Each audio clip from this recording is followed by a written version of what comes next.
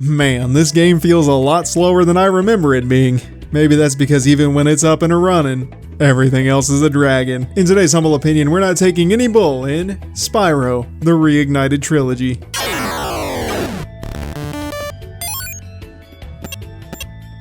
Ladies and gentlemen, you may have seen a housefly, I bet you've even seen a fruit fly, but today it is my esteemed privilege to present to you a dragonfly. By the way, did you know that Spyro's companion was originally meant to be a horsefly? They ended up having to change it when test groups reported that a purple horse that spits fire was too strange and unrelatable. Clearly they just hadn't eaten enough drugs. If you did know that, you're full of shit because I pulled it directly out of my ass. I told you we're not tolerating any bull, and that includes my own. For those of you who don't remember or simply weren't aware, Spyro was a franchise that began in the late 90s and has been puttering along into increasingly questionable territories that strayed further and further away from its roots. Well, that sounds like a certain blue hedgehog, doesn't it? By that I mean there was that whole Skylanders thing, and that there was this game that featured David Spade and later Wayne Brady as whatever the star-spangled fuck this was supposed to be. Yikes. I mean, it got a 7 on IGN, so probably closer to 2.5. Things, they got a little weird to say the least. Luckily, the Reignited Trilogy encompasses the original 3 titles, Spyro the Dragon, Spyro Ripto's Rampage, and Spyro Year of the Dragon. And of course, they've been built from the ground up on a completely different engine. I bet you can guess which one. Yep. Unfucking real. These first 3 games were arguably the best in their series, so getting to see them all spruced up and revamped is a real treat. Before I go any further, in the interest of wrangling in the potential for bias, Spyro the Dragon was one of the more prominent games of my childhood. Most of the time you hear people going on and on about Super Mario 64 or how Ocarina of Time literally saved their life, but not me. I didn't own a Nintendo 64 until a lot later. The game holds a special place in my cold, dead, unfeeling heart, way more than I thought it would. Especially when I saw how fantastically everything was brought to life. I remember it being an absolute mess and an abstract clump of polygons that I could rarely make out in their entirety, but I'm getting ahead of myself.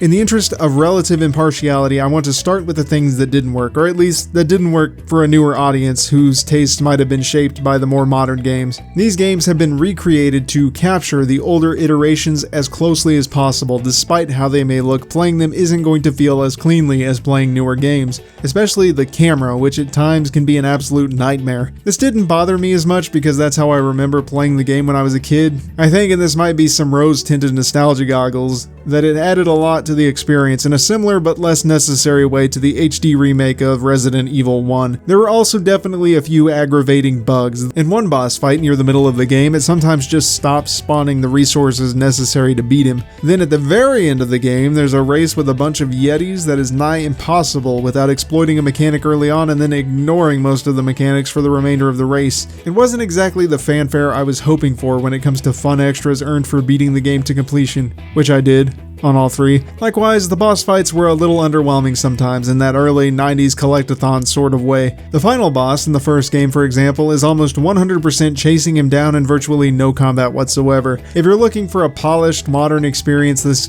game probably won't be a dazzler, though you might find yourself having fun nonetheless. Have I talked sufficient shit to gush about my nostalgia yet? Because this thing brought back so many memories. At least the first and the last did. Somehow I missed Ripto's Rampage.